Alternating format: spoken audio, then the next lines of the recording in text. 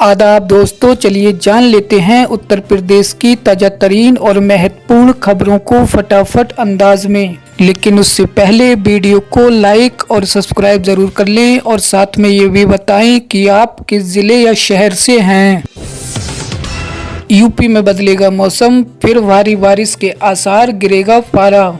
UP में फिर मौसम बदलेगा। मौसम विभाग की ओर से फिर भारी बारिश की उम्मीद जताई गई। हालांकि पश्चिमी तराई इलाकों में कहीं कहीं अभी भी भारी बारिश का सिलसिला जारी है।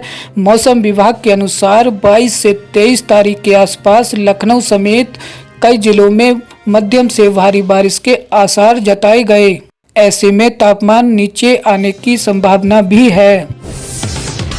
यूपी पंचायत चुनाव की तैयारियां शुरू होने जा रही हैं। सभी तहसीलदार और एसडीएम को सौंपी गई जिम्मेदारियां। यूपी में त्रिस्तरीय पंचायत चुनाव को लेकर तैयारियां जोरों शोरों से चल रही हैं। 19 अगस्त से मंगलवार से मतदाता पुनरीक्षण कार्य भी शुरू हो गया। इस अभियान के तहत पूरे प्रदेश में बीएलओ घर घर जाकर मतदाताओं का सत्यापन करेंगे।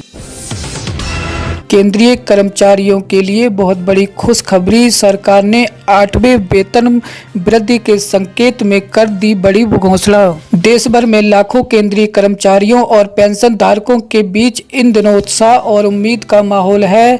वजह है 8वां वेतन आयोग, जिसे लेकर केंद्र सरकार की ओर से हाल ही में सकारात्मक संकेत मिले हैं। जो कर्मचारी इस समय विभिन्न केंद्रीय विभागों में कार्यरत हैं या फिर वर्षों की सेवा के बाद सेवानिवृत्ति का जीवन बिता रहे हैं, उनके लिए ये खबर बड़ी राहत लेकर आ सकती है। वेतन आयोग सिर्फ तनख्वाह बढ़ाने का माध्यम नहीं, बल्कि ये महंगाई, जीवन यापन की लागत और कर्मचारियों के जीवन स्तर को बेहतर बनाने का एक अहम कदम भी है। 2016 में लागू हुए 7वें वेतन आयोग के बाद लगभग 9 साल का अंतराल पूरा होने जा रहा है और ऐसे में 8वें वेतन आयोग की चर्चा ने उम्मीदों को और भी तेज कर दिया है। यूपी के इस जिले में फर्जी डॉक्यूमेंट्स पर 9,000 ने लिया पीएम आवास का लाभ। यूपी के प्रयागराज में फर्जी दस्तावेज लगाकर पीएम आवास योजना का लाभ लेने वाले सर्वे में फंस गए हैं।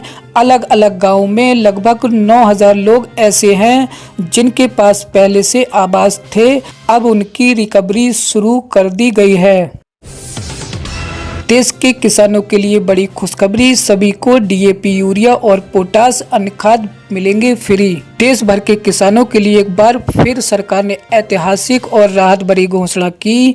खेतीबाड़ी करने वाले छोटे सीमांत और बड़े सभी किसानों को अब खेती के लिए जरूरी सभी प्रमुख खाद डीएपी, यूरिया और म्यूरेट ऑफ पोटास पूरी तरह मुफ्त उपलब्ध कराए जाएंगे।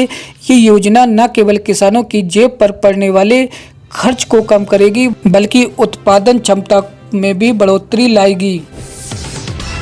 एशियन फर्टिलाइजर में गैस रिसाव से बच्चे बीमार, 14 बच्चों की तबीयत बिगड़ी। चौरीचौरा थाना क्षेत्र के देवकैया में सोमवार को एशियन फर्टिलाइजर की गैस छोड़ने से 14 बच्चों की तबीयत बिगड़ गई। मौके पर ग्रामीणों ने अधिकारियों को सूचना दी, जिसके बाद सूचना मिलते ही एसडीएम चौरीचौरा कुंवर सचिन सिंह, प्रभारी निरीक्षक वेद प्रकाश शर्मा मौके पर पहुंचे और एम्बुलेंस से बच्चों को प्राथमिक स्वास्थ्य केंद्र भिजवाया, जहां पर इलाज चल रहा है। फायर ब्रिगेड भी मौके पर पहुंच गई है।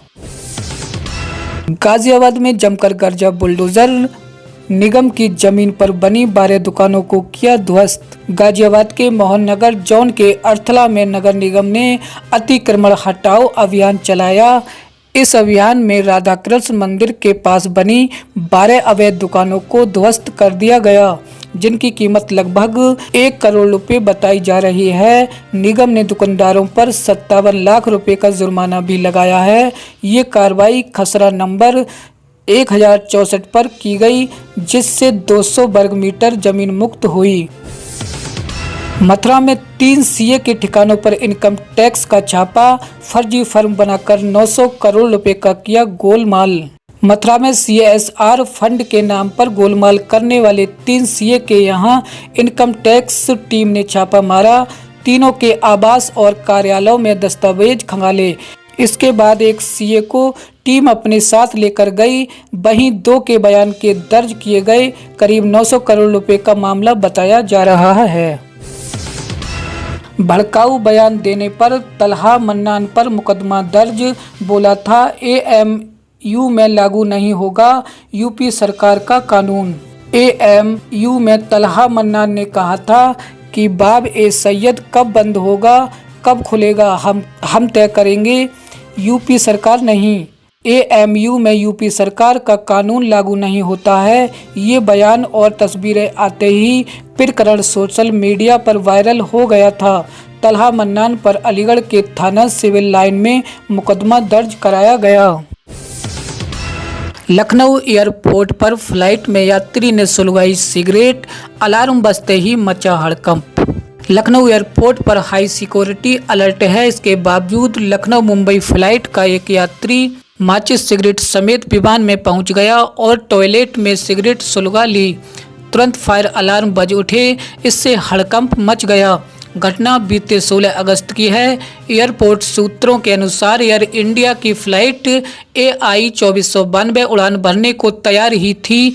ये दिन में 2:05 पर उड़ान भरने के बाद मुंबई एयरपोर्ट पर शाम 4:37 एक सहयात्री ने बताया कि एक यात्री कुलदीप सिंह अपनी पत्नी अंशु और पुत्र ध्रुव के साथ यात्रा कर रहा था। बोर्डिंग खत्म होते ही वो सीट से उठकर चला गया। थोड़ी ही देर में फायर अलार्म बजने लगा। इस जिले में 9 करोड़ 84 लाख की लागत से बनेगा बस स्टैंड, यात्रियों को होगी सहूलियत। रायबरेली के ऊंचाहार में क्षेत्रवासियों को आदर्श बस स्टॉप की सौगात मिली। इसके लिए शासन ने लगभग 9 करोड़ 84 लाख रुपए का बजट जारी किया। तहसील प्रशासन ने पट्टी रहस कैथवल गांव के पास जमीन उत्तर प्रदेश परिवहन निगम के नाम दर्ज कराने की सिफारिश की। विधायक मनोज कुमार पांडे के प्रयासों से ये संभव हो पाया, जिससे यात्रियों को अब बेहतर सुविधाएं मिलेंगी। यूपी में सेना की मौजूदगी में गर्जा बुलडोजर, हीरा पन्ना गेस्ट हाउस ध्वस्त, 140 करोड़ की जमीन खाली। यूपी के कानपुर में बीते सोमवार को बुलडोजर गर्जा कैंटोनमेंट की परिधि में मरे कंपनी पुल के समांतर स्थित हीरा पन्ना गेस्ट हाउस और मिर्जा डेकोरेट्स के प्रतिष्ठानों पर जिला प्रशासन, सेना और भारत सरकार के चीफ स्टैंडिंग काउंसिल के स्थायी अधिवक्ता कौशल कुमार शर्मा की मौजूदगी में बुलडोजर चलाया गया। खाली हुई जमीन की मौजूदा कीमत 140 करोड़ रुपए बताई जा रही है। अब भारत सरकार के कब्जे में जमीन हो गई है। कब्जेदारियों ने स्टे के खिलाफ ADJ 21 की अदालत में याचिका दाखिल कर रखी है। इस पर सुनवाई 1 सितंबर को होगी। नोएडा में फंसेंगे 70,000 से ज़्यादा फ्लैट खरीदार, बिल्डर कमाएंगे मोटा मुनाफा। नोएडा में घर बनाने के नाम पर अधिसूचित परियोजनाओं में अरबों का घोटाला हुआ। 2 लाख से अधिक खरीदार घर का इंतजार कर रहे हैं। अवैध कॉलोनी और निजी फाइनेंस कंपनियों की साठगांठ से खरीदारों को नुकसान और 1031 करोड़ का मुनाफा हो रहा है। बिना NOC और मानचित्र वाले घरों को बैंक लोन नहीं देंगे। ग्रेटर नोएडा प्राधिकरण ने बैंकों को पत्र जारी किया, नोएडा प्राधिकरण ने नहीं। नवजात की मौत, पुलिस ने दर्ज किया केस। हेल्थ केयर सेंटर संचालिका सलमा नासिर गिरफ्तार।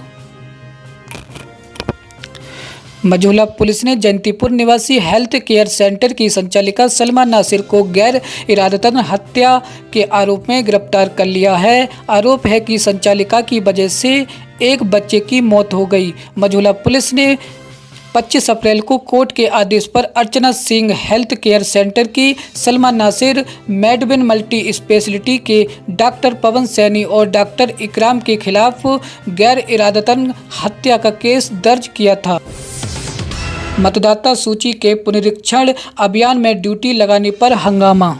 मंडी धनोरा त्रिस्तरीय पंचायत चुनाव की मतदाता सूची के पुनरीक्षण अभियान में शिक्षकों की ड्यूटी ज्यादा दूरी की ग्राम पंचायतों में लगाने को लेकर शिक्षकों ने प्रशिक्षण कार्यक्रम में जमकर हंगामा किया। शिक्षकों का आरोप था कि उनकी ड्यूटी जानबूझकर दूर की ग्राम पंचायतों में लगाई गई थी। महिला शिक्षकों में इसको लेकर रोष था। बुलंदशहर के बाहिर हत्याकांड में 13 साल बाद इंसाफ। कोर्ट ने 12 अभियुक्तों को सुनाई उम्र कैद की सजा। के बुलंदशहर के नगर क्षेत्र में वर्ष 2012 में हुए वाहिद हत्याकांड में 13 साल बाद इंसाफ हुआ। इस मामले में जिला सत्र न्यायाधीश मंजीत सिंह सियोराणा ने 12 अभियुक्तों को उम्र कैद की सजा सुनाई। न्यायाधीश ने इन सभी अभियुक्तों पर अर्थदंड भी लगाया। सभी अभियुक्तों को कड़ी सुरक्षा के बीच न्यायिक हिरासत में लिया। न्यायिक हिरासत में जिला कारागार भेज दिया गया। हत्याकांड में 15 आरोपियों को नामजद किया गया है, जिसमें 3 आरोपियों की बाद विचारण के दौरान मृत्यु हो गई थी। वाहिद हत्याकांड के बाद गद्दी और कुरैशी बिरादरी के लोगों के मध्य कई माह तक विवाद बना रहा था। जन स्वराज पार्टी ने ऑटो और ई रिक्शा चालकों के लिए बनाया संगठन। अब इसके लिए मिलेंगे 5 लाख रुपए। जन स्वराज पार्टी ने पटना में ऑटो और ई रिक्शा चालकों के लिए एक महासंघ बनाया है, जिसमें शशि कपूर चौरसिया अध्यक्ष चुने गए। प्रशांत किशोर ने बिहार में 1 लाख चालकों का संगठन बनाने और 5 लाख रुपए का मुफ्त दुर्घटना बीमा देने का वादा किया। पटना में 11,000 चालकों को बीमा मिल चुका है। बुझ गया घर का चिराग। हादसे में एक किशोर की मौत, परिवार में मचा कोहराम। गाजियाबाद के साहिबाबाद में हुए अलग अलग हादसों में एक नाबालिग की मौत हो गई और 2 युवतियों घायल हो गईं। खोड़ा कॉलोनी में एक पिकअप ने 16 वर्षीय समीर को टक्कर मार दी, जिससे उसकी मौके पर ही मौत हो गई। वैशाली मेट्रो स्टेशन के पास एक बाइक ने स्कूटी को टक्कर मार दी, जिसमें 2 युवतियां घायल हो गईं। पुलिस ने मामला दर्ज कर जांच शुरू कर दी है। आज की खबरों में इतना ही। हमारे साथ जुड़े रहिए इसी तरह की ताज़ा तरीन और महत्वपूर्ण खबरों के लिए यूपी न्यूज़ 42।